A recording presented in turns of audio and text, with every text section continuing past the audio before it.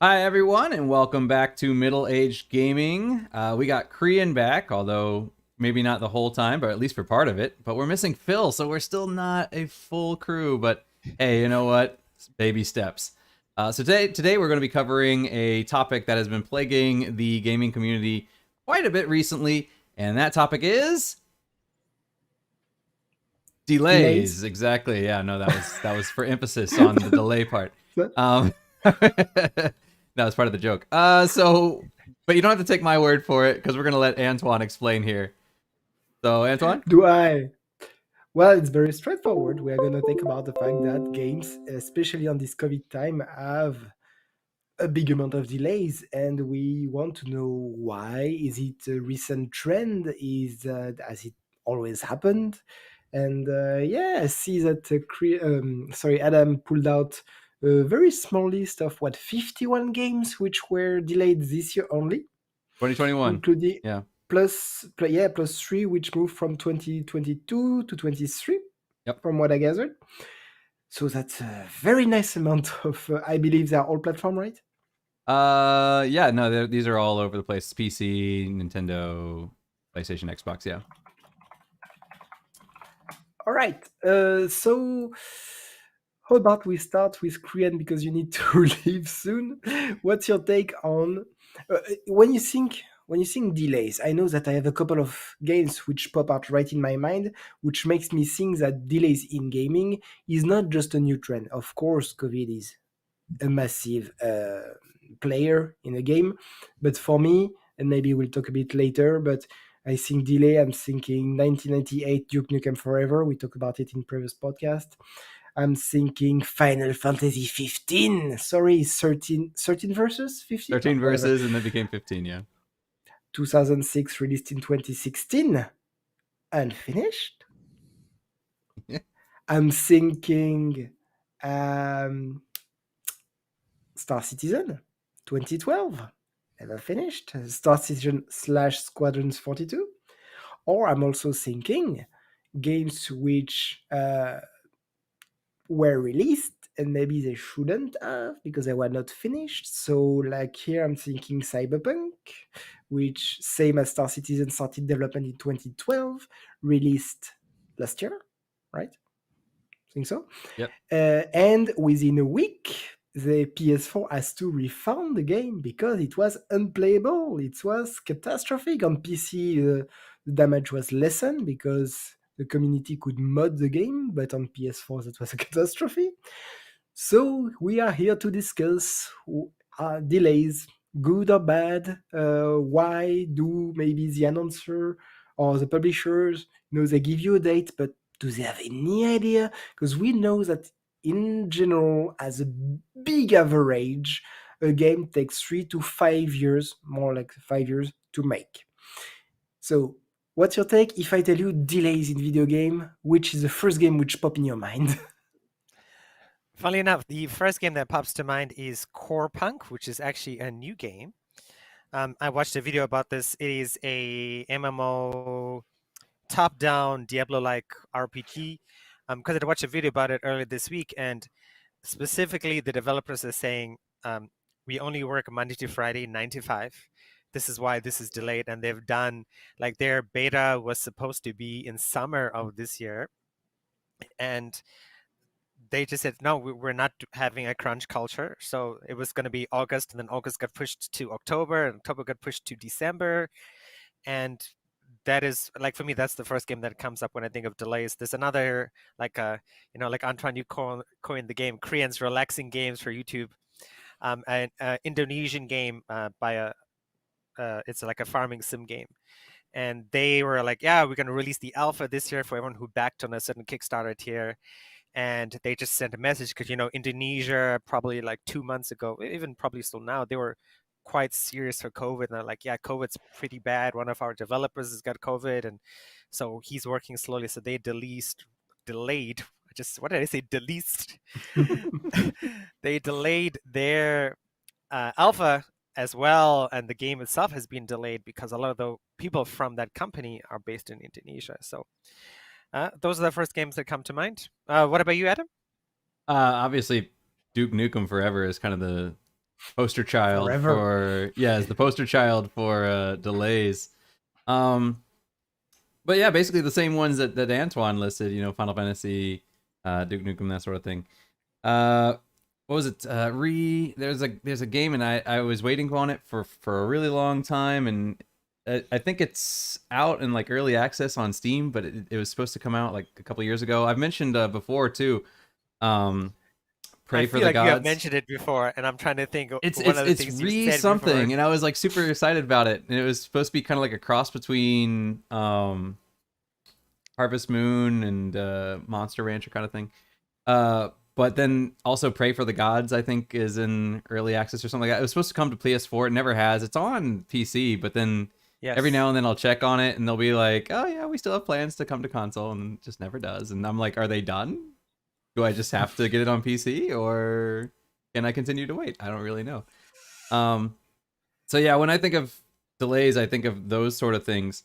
But yeah, that well, Korean mentioned something that I thought was kind of interesting that I hadn't really thought about. Do you think that part of the reason that we're getting a lot of the delays is because of, like, for example, what was it last year? CD Projekt Red got in trouble for Cyberpunk. No, not Cyberpunk. I mean, they made Cyberpunk, but they got in trouble for the kind of crunch culture where, like, they were saying, like, people are working 16 plus hours a day or whatever, 7 days a week or whatever. That's not just Sam. It's a company. It's a culture Right. among all video game maker. Right, right. All in the same company. Right, but that's what I'm saying is this is kind of the tradition of how programming has been for a long time. I mean, when I studied computer science, that was one thing that our professors would always tell us. They're like, this is the culture. This is what you're getting into. And it doesn't matter, if you're getting into gaming. It doesn't matter if you're getting into, what do you call it? OS, operating systems, any kind of programming. That's basically the culture, and that's how it's going to work. But now there's been a lot of pushback against it, so now they're like a lot of these companies, like last year, CD Projekt Red got in a lot of, I wouldn't say a lot of trouble, but they were getting a lot of bad press because of this culture. So do you think that maybe delays are kind of a response to that, where these companies are kind of like, oh, maybe we need to treat our programmers with a little more respect, and because we originally had these ideas of how long it should take, but that was on this old system. Do you think maybe that's why we're seeing more delays now, as these companies are like, we need to kind of reframe the way that we get people to work? I think there's two sides to this medal. Sorry. First of all, as you said, crunch culture is massive. Here in Montreal, I think I talked about it in previous forecasts, but Ubisoft has been destroyed for being absolutely toxic environment, terrible in every way possible. Working hours are terrible. Anyway, working for Ubisoft doesn't seem like the dream. And the fact that it's pushing back, of course, it's going to cause delay, but I think it's actually very good because this toxic, horrible environment causes a lot of turnover. Of course, guys, imagine a game which takes 5 to 10 years to develop. The team will have changed 3-4 times, and every time the guys have to come and learn what the previous generation of programmers did, and they have to rebuild from the old stuff with new stuff, and it caused a massive amount of delays just to retrain the team to just pick up the old project and begin it anew. So I think that having a more friendly culture, I would say a more normal culture now, would help a lot to stabilize, simply to stabilize the team and to have one team work 5 years, 9 to 5, not crunching, but working hard. I'm sure they will have the same result as crunching with team, like going over and over. Like Duke Nukem, how many teams has there been? It's not even teams, it's companies. First company went down, got bought, and another one got bought again. You can't work in this condition. That's why the games are not good. Even I was talking about FF15. So there's two things here. 2006, there was two different teams, FF13 versus. FF13 versus on their time off, would say, on their free time, would help the team of 13 to release the game. So I'm pretty sure that you imagine the guys are already on a crunch, and on their time off, they have to help the other team. Must have been quite hard. And in 2011, Sony Orion say PS4. Originally, it was a PS3 exclusives. And so the guys were like, game is 20-25% finished. We'll never be able to release on PS3 before the console dies. Let's restart and do PS4 games. How much of the work you have done for 6 years you have to take in the bin and redo again with a brand new team? That must be extremely tiring. So that's the kind of culture that this guy work into. I'm very sorry about them, and guys, you are heroes because you still release game. And usually we say when a game come out unfinished, it's not the fault of the developers, but more like of the publishers, because they start a game and say it's released in 5 years. You have no idea. Of course you have no idea, because another part of the issue is that there's a lot of downtime for, say, audio or visual teams. If the other department didn't finish the script or whatever, if they're waiting on other team, until then they technically have nothing to do. So there's big gaps of team who are not productive simply because they are waiting on other side of the business to finish. And so and the question is, are delays good or bad? For me, like you, I have a certain age now, so I'm not impatient. I don't want everything to arrive right now. So I'm very happy to wait 6 months, 1 year. Horizon Forbidden West. I'm very happy for them to take another 6 months. I don't care. Take their time. But when it's released, I want a full game. A nice full game. I don't want FF15 where you see that half of the game has been worked on very nicely. Half of the game has been rushed because they didn't have time. Like, oh my god, it's released in 6 months. Rush. And they release a game which is not finished, which is very frustrating for gamers. And after, they released episodes because they can make money on episodes for character 1, character 2, character stuff which should have been in the story, but they just didn't have time. They started working the DLC in 2016, after in the year of releasing the main game. I hate this. And I think the delays here would have been good, even though it was already 10 years in development, because of this, I'm not gonna buy another Final Fantasy ever, unless it has been released for 1 year and I see that the critics are very good, then I will go. But until then, out. I'm not pre-ordering anything. Goodbye. I don't care if you give me some fancy hat or fancy gun or whatever. No, pre-order bonus doesn't worth this at all. Sorry, I've been talking a lot, so you guys go on. I'm definitely getting 16. It looked great. I saw the trailer. It looks absolutely, and I'm super hype, and that's why I hate Square Enix for hyping me about something which they may never finish. But it's Yoshi properly, P. at least. Yeah? It's Yoshi P. The guy who does Final Fantasy 14. I know. But Yoshi is one man, he's even if it's a one man army, he's not the whole company. No, he's not the whole company, but he's the director, so I have a little more faith.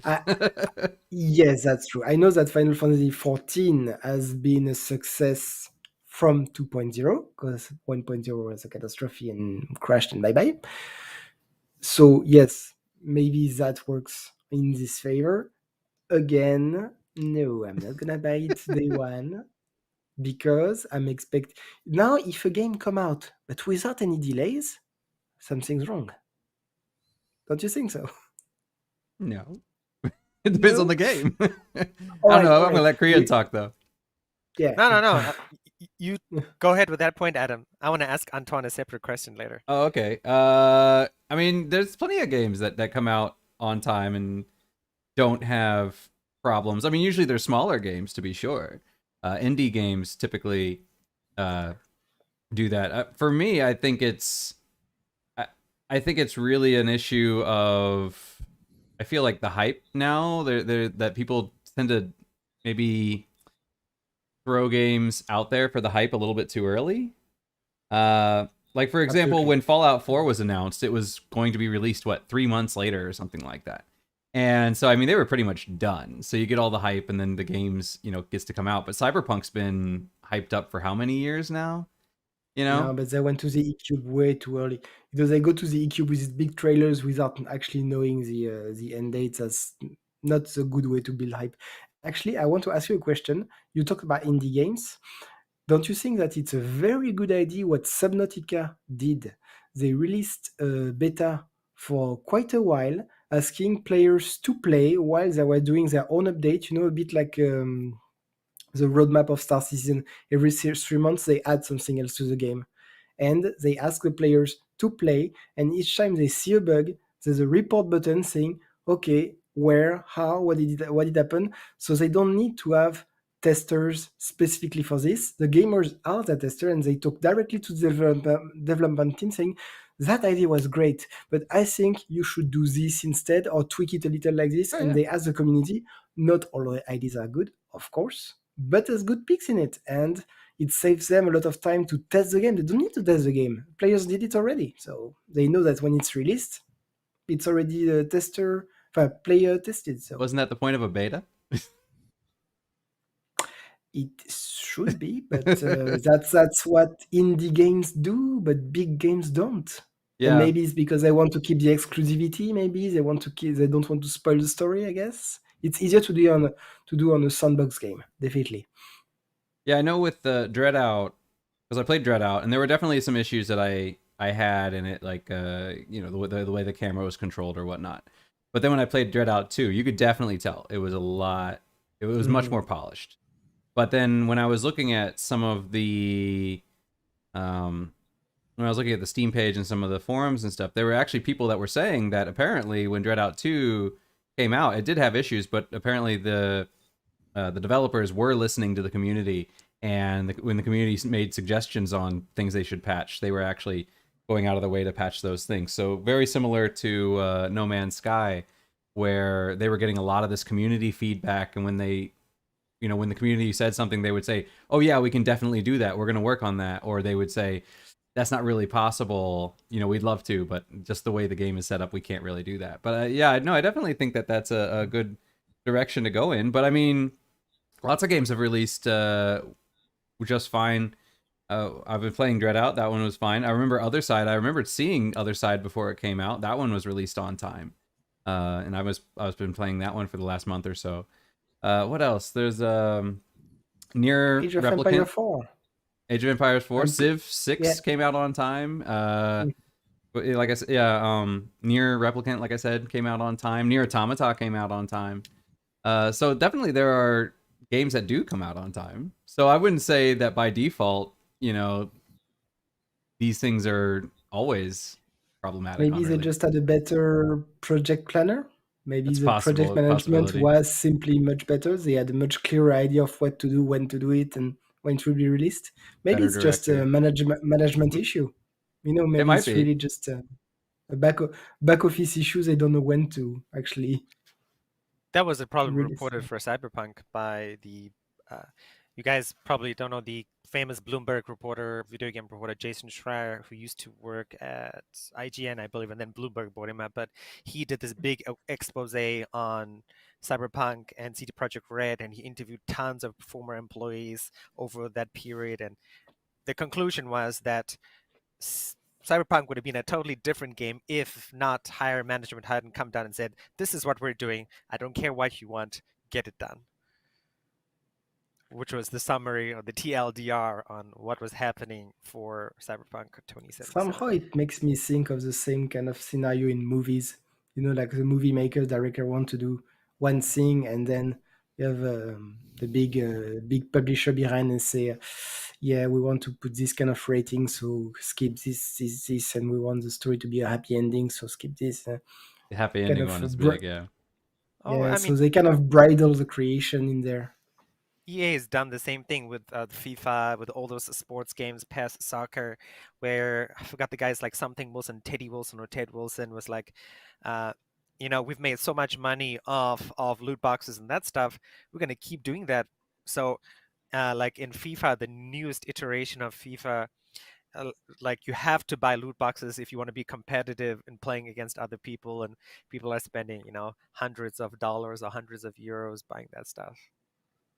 Yeah, wasn't one of the True. Star Wars Battlefronts like that too, where originally they weren't intending to put in loot boxes, and then later on they said, nope, nope, nope, put them in, and then they had to like kind of change the game to be more geared around that. Yeah, that's a lot of YouTubers were like, at the moment there is no loot boxes, but who knows later on. Oh, I see the little green dollar sign. Money. Surprise mechanics. Yes. Oh, Anton, I wanted to ask you, right? Because I remember when Yes. we met in university that, we talked about French culture and work hours and that sort of stuff. So like, I mean, Ubisoft is a French company, probably the most famous French company there is. Maybe not the most famous French company, but a There's a famous few French company. studios in there, yeah. Yes. I remember, at the time we met in 2006, 2007, I forgot the year. At that time, there was a strike going on in France about working hours. And I remember the French work week is like 32 hours a week or something like that. 35. 35 hours a week, yes. So, and I remember, when they tried to change the way French culture and about work, like I always hear that like French culture focuses on life, not work, and taking it easy, maybe. You can follow me on these misconceptions, but so I always wonder, like, how does Ubisoft get away with doing all this extra crunch in France, or how do other French So companies do that? first of all, I would really like to see the difference between Ubisoft Montpellier, where they are based, which released, for instance, the Rabbits, Raving Rabid Rabbits, Rabbids, Yes, the Rayman game. and the and the Ubisoft Ubisoft Montreal. Montreal. Yeah, I'd like to see the difference, but there's a way to bypass this in France, like especially for salespeople such as me, I would know. We do usually, a good 60, 70, even 80 hours a week when it's crunch time, and every end of quarter is crunch time. So when you work extra hours, you don't pay employees, but you give them what's called RTT, which is a day off. Each extra hour convert to a certain time off. So at the end of the year, you have a lot of time off. The only issue is that you can easily get 2 months of more time off, except you can't take them because it's too much work. And it's not paid if you don't take them at the end of the year. It's not paid? Isn't that And illegal? that's what it goes. I know, that's what it is. You can work more and you get RTT, and you are entitled to take 2 months of RTT if you want to. But do you really have time for that? That is so scammy. And that's exactly how it works. Like I see my brother is working, he's an engineer working for a big company called Safran. It's a airplane maker and stuff like this, engine and stuff. And he's working, he has 6 months worth of back holidays that he should take and never have time. So in the end, just lose everything. That's what it is. Plus, you don't really need it because in France you already have nearly like 5 weeks holidays straight from the start. When you start working. So why would you need extra? So yeah, they just take this kind of rules. Say, yeah, of course you can work 9 to 5. If you will work 9 to 5, you'll never have anything done. So work a bit more. We'll give you day off. Always makes So me that's think kind of it. Oh no, go ahead. Yeah. I was gonna say it always no. makes me. You go. I'll go. No, I was just gonna say it always makes me think of the French inspector in the second Muppets, the new Muppet movie, where they're like in the middle of a crime, and then he's like, "Up, 12 o'clock, lunchtime," and he like just completely stops what he's doing and walks away, and they're like, "We're in the middle of solving this crime," and he's like, "Too bad." Public jobs. Public jobs 9 to 5. 5.5, you run the risk of getting sued by the employee or have a strike. Oh, okay. Public company, yeah, no problem. That private company, no, they do a bit what they want, but okay. public is the way to go. Same here in Taiwan. Oh yes, yes. Everybody wants a government job. So what's next, Adam? I see you Okay. guys plan for games and stuff. Well, I left that on there because I'm just lazy. I actually had a series of questions that, let's see, where were they? Where were my questions? And Krian, I Okay. know that you are supposed to go within 10 minutes, so when you need Yeah. to go, just jump off. Yeah, yeah. I'll let you guys know. It's still All right. entertaining and very relaxing to be here today. Actually, And we are very happy to have you here. me too. All right. Phil, So, wake up! I know. So I had a series of questions here. I had the thing set up for games, but that's just me leaving it on the script for just in case. But I haven't used those in a long time. But of the questions I had, because obviously right now we're getting out of the pandemic, and so a lot of game companies did say that this has really impacted the way that we're able to release games on time. I mean, that was part of the reason why Final Fantasy 14 had a lot of delays on their the patches as they were coming out and whatnot. But I mean, in the States, lockdown when did they come out of lockdown? A long time ago. I mean, how long ago did you guys come out of lockdown in Canada? A while ago. A year ago. Yeah, so it's been a while. So I was just wondering, how long do you think that companies are going to be able to use the pandemic as an excuse as to why things are being delayed? That really depends because we're out of lockdown, but not necessarily employees back in the building. I don't know how gaming industry is, but I imagine that you need to have the team in the building. And here, at least in my branch, we can just work. This is my bat cave, and I'm here 24/7. I can work as much as I want. For, I guess, programmer need to be in front of a screen, but I don't know the interaction. Do they need to be in the building working with the team to coordinate everything? I don't know. If they can stay at home, there's no excuse. If they need to be in the building, that's way different because like even my company in the US, their office is based in Houston. Even they haven't reopened the offices yet. Even better, they just sold, like, or stop renting some locations, saying we have done so, without offices for a while. It's very expensive, in the middle of Tampa in Florida. Apparently, our employees are very happy at home and very productive at home. Let them continue. That saves us money and they still work, so we're good with that. So I don't know for the gaming industry how really it works. No, I What know about Virginia, Adam? Virginia, they've been out. I mean, how long have they been out of a pandemic? Or I don't think with my parents. I feel like it's almost been or I feel like it's probably been over a year at this point. Give or take. Yeah, I'm not quite sure, but yeah, I feel like it's been over a year. But I know, at least for gaming, there are. It depends on what you're doing. I know in Japan, one of the biggest problems that they had was they have a culture there similar to what we have here in Taiwan, where you have this little stamp. They call it a chop, and you have to stamp things. And because Japan is very bureaucratic, to get something approved, you have to get it stamped. And so I know one of the things that gaming companies were complaining about was that you can't work at home because you can't do something until it's approved, and you can't get it approved unless you take it physically to the office and have somebody physically stamp it. They couldn't do these online stamps. So they were starting to kind of switch over to allow for online approval because they were still very much in that kind of like paper and physical stamp culture. But I know for depending on what you're doing, some things you can do at home, obviously, but I think definitely there are advantages to being in an office, such as if I'm in the art department and I create a character model and you're in the animation department and you need to animate it. If I'm uploading that to the internet on my personal internet connection and then you have to download it from your personal internet connection, that's not going to be nearly as fast as if we just put it up on a company server that's just shared throughout the entire building.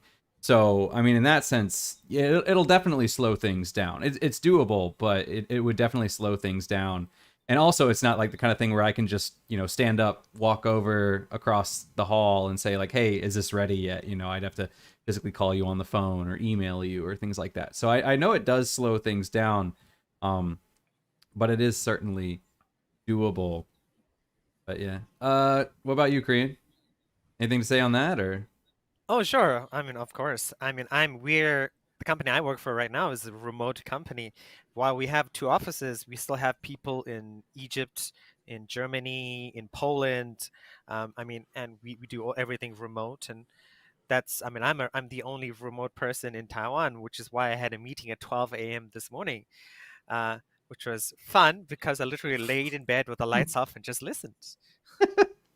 But yeah, no, I think for COVID, I mean, talking about where Adam and I live, where my brother lives in Nick, like my brother, the rule for his company now is 1 day a week and 4 days at home.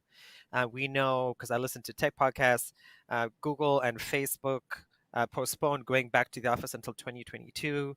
Apple's also followed suit, even because a lot of their employees were like, we don't want to go back to the office, we want to stay at home. I mean, even for the company that I work now, we had employees who were like, I don't want to come into the office, and then they just quit. Yeah. That's what happened. In my other sort of side gig as well, I had a lady I was working with, and she was an intern, and she was like, the company was like, we need you to come into the office in New York, and she was like, no, I don't want to do that. And then they just were like, okay, well then if you don't want to come in, you're fired. So I think a lot of people love working at home. Like me, I would never go back into an office ever again, no matter how much money anyone paid for, because I love working at home. I love wearing t-shirts and, working in my underwear, for lack of a better word. No details, no details. It's comfortable, and it's relaxed, and you feel more at home. And with COVID as well, we know COVID's never going to end. In Taiwan, we've had 6 breakthrough cases where someone was double vaccinated with Moderna. I think there was like 4 people with Pfizer, and they got sick and they infected other people as well. So I think no matter lockdown or no lockdown, you're still going to have to be wearing masks. And if somebody gets sick, your company is going to have to. So, I mean, it's a risk company is going to have to take, gaming companies going to have to take. And I think for gaming companies, it's either you maintain the status quo of working at home and be safe, and then don't have to worry about losing productivity or people getting sick or being liable if someone gets into hospital and dies. I think it's far better to work remotely. That kind of leads me to a question. I mean, this is pretty much the only news that I've really seen this week. Do you think something like Facebook's Meta is going to help with this kind of thing, with allowing, people to work online and having this, virtual offices and that sort of thing? Do you think this is kind of going to be the big thing in the future? What do you Either think, one of Antoine? you? But honestly, I just saw that they changed their name to Meta. Yeah. Well, they didn't. Their parent company did. It's weird. Yeah, well, It's like Alphabet and Google. Yeah. Exactly what I want to say. Honestly, I don't know what this virtual thing you're talking about, but basically, I've been using Zoom or Skype or whatever, or Teams. Basically like that. Yeah, so well, it works. I know that it works, but it really depends on the culture of the company as well. So, or the branch, as I said, I don't know how gaming works, and very likely you need to be next to other people to coordinate stuff. So, again, I don't really know how it works. So, yeah, I think we are really going into the future of having way more people working from home, if it is possible. You don't imagine construction workers staying from home, of course. So drones. I mean, if they could pilot drones. Oh, yeah, okay, right. In any case, realistically, it really depends. It's really depends on the industry. It's really industry specific, I imagine. What about you, Adam? What do you think is the... I think it might be, because the way they seem to be pushing Meta is it's supposed to be kind of like a Ready Player One, in the sense that if you've seen the movie or read the book, they have different worlds. Like in the movie, they talk about we have Minecraft world and we have this world and that world. And you can imagine that there are people that have just office buildings in the Oasis, and they're not gaming, they're just working, but in the Oasis. And it seems like that was one of the things they were trying to push for, was they were saying it's going to be kind of all encompassing, but everything that you have in one thing can transfer to everything else within the Meta. And then also people can create their own content for it. So I could definitely see them creating like a virtual office space. And, when you're online, you just have an avatar sitting at a desk or something like that. But then somebody can just, go into a space and see like, oh, this person's online right now, or they're not. In the same way they could just walk across the hall. And then with things like Google Docs and stuff like that, or like game streaming, they're talking about doing that sort of thing. I mean, eventually things might just move to the point where you don't have to worry about your own personal servers because nothing's being done on your personal computer. Everything's being done online anyway. So if I'm I creating see. a model, it's being saved on in the cloud. It's not being saved to my computer and then I upload it to the network. It's like, no, it was always on the network. It was never on my computer. So I I That's get the mean, it. idea of Chromebooks. yeah, so I could definitely see something like that being pushed towards, or that being the direction that we're pushing towards. I could definitely see that. So I get it. Basically, it's like core games, but in more corporate environment. It's like core games, but it's an everything environment. That's the whole point. That's why it's called meta. So it would be a corporate environment, but you can also use it for games. But you can also use it for virtual markets. It's kind of like Another Life in a way. Do you guys ever watch The Office? The Uh, Office, Oh yeah, of God, course. I okay, don't understand that show. okay, but one of the characters, his name is Dwight, and he gets addicted to the game Another Life. But in the game Another Life, he creates an office, and in there he creates a character that looks exactly like him. And his character in the game sits at a desk and sells paper, which is his exact job. So he recreates himself in the game exactly, and then eventually he gets to the point where in the game he's saying that like his character is developing another second life in the game so that people in the game who are tired of their second life can go to a third life.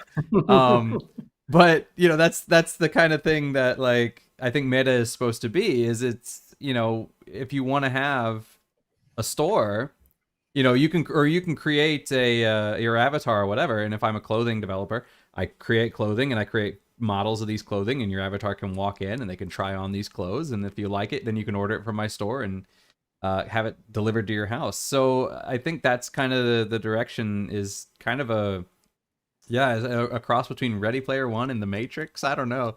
Obviously, it's not going to be nearly that level anytime soon. Maybe not even in our lifetimes, but I think Oh, that's easily in our lifetimes, I think so. Matrix level. I don't know, but Oh, for sure. I mean, you already plug it have into the back of your 8K head. VR. Oh no, not in the product, but I mean, as in far as fidelity, as in looking just like the real way things look like right now. Well, Oh definitely. yeah, we'll probably get to the point where graphics are looking. I mean, there are definitely even times like looking at some of the Forza games, and you're like, what was it? There was a I don't remember what it was. There was a company and they were using pictures from one of the Forza games, and they thought that they were real pictures of the real cars, but they were from the game engine. And I mean, that's how good when we're modeling people, we get the uncanny valley. But when you're modeling like objects like cars, I mean, you can basically get it looking real. So yeah, I could definitely see that in the future, more people moving offline for that sort of thing, and yeah, and then schools and stuff like that. I think So I was like, no, please no, I need them to go. No, no, no, no, no. No school online. No school offline, please. no school biggest hindrance online. is VR. VR is just like if you're living in a hot country like we do, it is hot. Yeah. I mean, I played my Samsung VR for like 45 minutes one time, and my brown face was like strawberry red. How do you mix brown and red together? That's very difficult. So it's no, I think it's you need cheap electricity. You've got affordable VR now. Facebook's taking care of that. But cheap electricity because you need cooling, you need you need VR that works in tiny spaces. So there's a lot of technical challenges, but if they do it, I mean, yeah. And then I think that would help. So like people like me, I don't know, maybe like people like you guys, but people like me, I'm very comfortable, more productive at home. But people like my older brother, who's more productive when he's around other people, maybe this is the solution for them to say, okay, I need that social interaction in order to be the best possible self that I am. I think that's also kind of like how they say don't keep a TV in your bedroom because if you associate, entertainment with the bedroom, then it's harder to sleep. So they say, separate the environments. So like I've heard people say if you want to work from home, it's better to have a home office than to work in your living room because if you're working in your living room, then when you're working, you can't 100% focus on work because you're too relaxed because that's your living room. But when you're not working, you can't fully relax because you feel like you should be working. So they say it's better to have a home office where when you walk into that room, you get into that mindset, I need to work. And then when you're not in the room, you're like, okay, this is my relaxing space. And so I've heard that, for some people, being in an office will make them much more productive because they have that kind of headspace of this is my work area. And I think having a virtual environment, where you can just, it psychologically puts you in that state of mind. I'm working right now. So I could definitely. So what see about that. you? You're an office worker, kind of. Yeah, again, as I said, Do you I'm prefer working the in a office or at Batcave. home? I haven't worked in office since 2012, Oh. so I can't Oh, remember. okay. I know that I miss social interaction because the last time I worked in an office, we had a super fantastic break room, with football and Xbox and everything. So we are taking way too many breaks. So I know that I'm way more productive at home. I don't have all these distractions. What about the wife? She's working at home because we're in Montreal and her office is in Toronto. And for 3 or 4 months every week, she drives back and forth to Toronto. She spends a week in Toronto, leave on Monday morning, come back in Friday night. She was exhausted. With COVID, now she has a good excuse to stay here. And of course, she doesn't want to go back. And it's 7 hours to go to Toronto. So she's happy to stay home. All What about right. Maggie? My wife, she's back in her office. She preferred she working miss at it? home though. Ah, okay. Yeah, well, because her job is she works in ticketing for an airline, EVA, and she actually works the front desk at their office. So she's one of the, when people come in and they have issues, she has to deal with them. And some clients can be kind of annoying. So being online for her was much easier because she didn't have to necessarily deal with these people face to face, or if she did, it was usually through the texting on the website or maybe on a phone or whatever. But she can roll her eyes or do any of that stuff that you can't do. When you're talking to somebody, you have to keep a certain face, and she definitely preferred working at home though. Also because for their job, because now especially most people are ordering plane tickets online, so the only time people would show up is if they typically have a problem or if they just really need some kind of special help. And so a lot of time they're just kind of sitting there. So, she's even told me, she'll go on YouTube and watch YouTube videos while she's waiting for the next person to come in. And, or sign in and watch me stream, and then she'll say hi or whatever during my streams.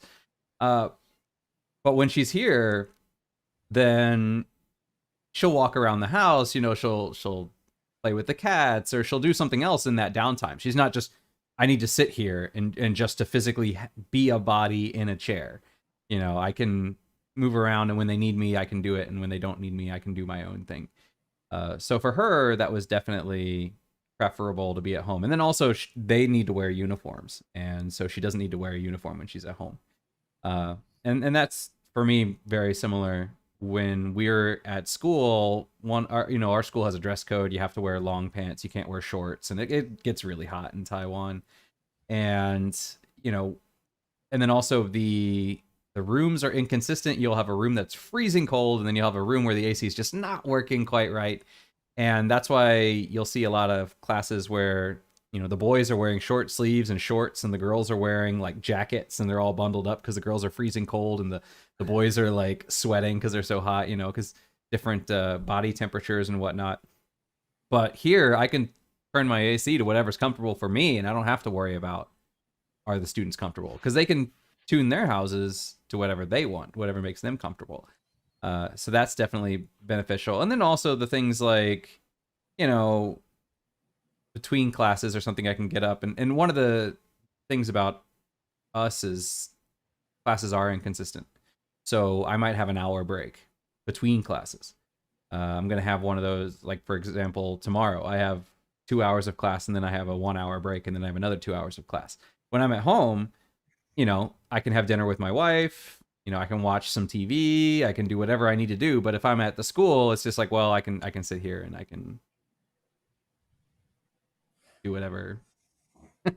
So it's definitely beneficial to for me to be online. But again, when it comes to learning, I think the students definitely get more out of us being physically there. So there are advantages to being in person, and there are advantages to being able to do it from home. I think it really depends on the job. Like what Antoine said, construction workers are probably always going to have to be on the job.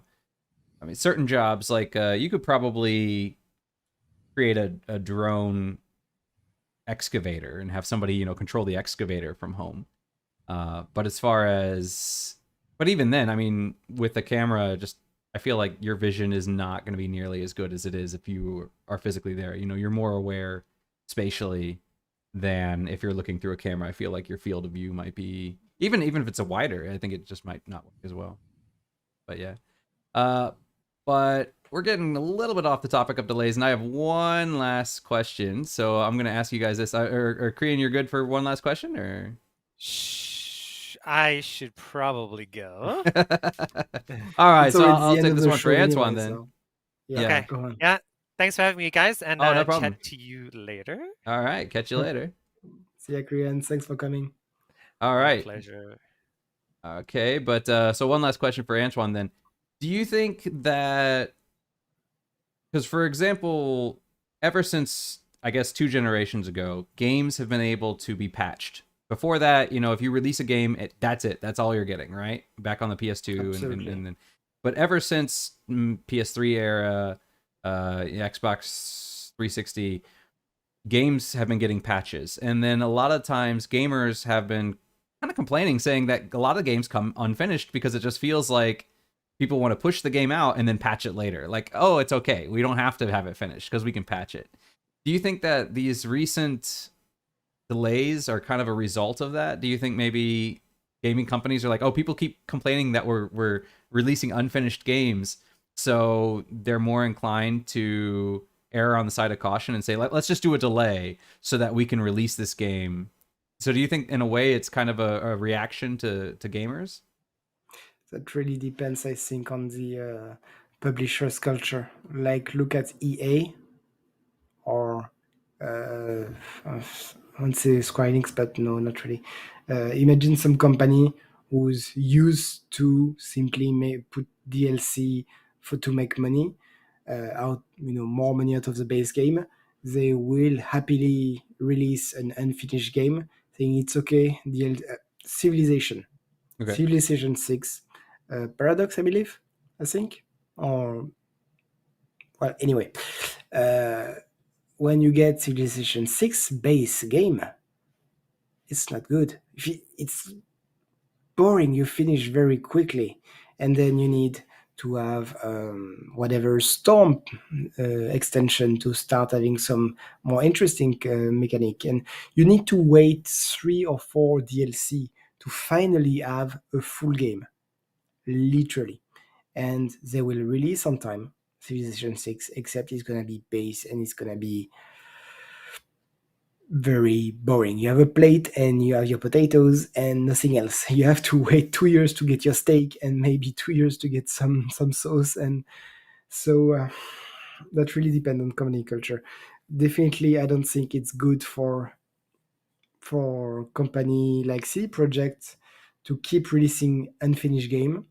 Witcher, Cyberpunk, now they are known for releasing games which are not finished, and you need to wait 2 years to get the final product, which means that for CD Projekt, every time they're gonna release a game, the pre-orders are gonna be next to none, except if they do a very, very good marketing campaign, simply because we know that it's a culture to release something unfinished, and you can put a very big day 1 patch.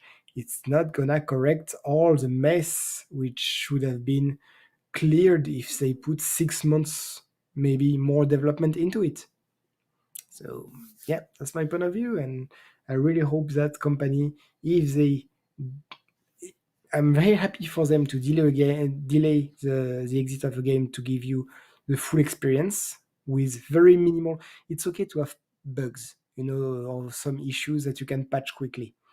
It's not okay to have something unfinished, completely unfinished. That's especially because when they release it, they make you pay the full price. Paying $70, $80 Canadian for a game which gonna frustrate you for how bad it is. And after you have to wait 2 years to have either a free patch or a paying DLC, because the Civilization, how much do you pay? $80 for the base game? I think it's $60 or $70 for each extension.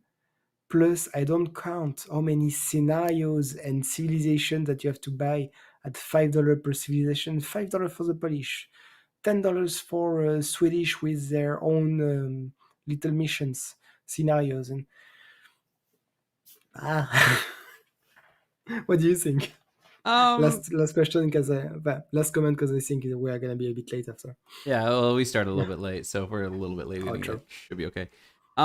Yeah, I think that maybe part of the delays is companies, not necessarily that they're doing it because of that, but I think sometimes they know the backlash that they might get if they release an unfinished product, and I think they kind of go into panic mode, and they're like, oh no, if we do this unreleased, we're going to be the new Cyberpunk 2077. I don't want to be that. Okay, let's delay.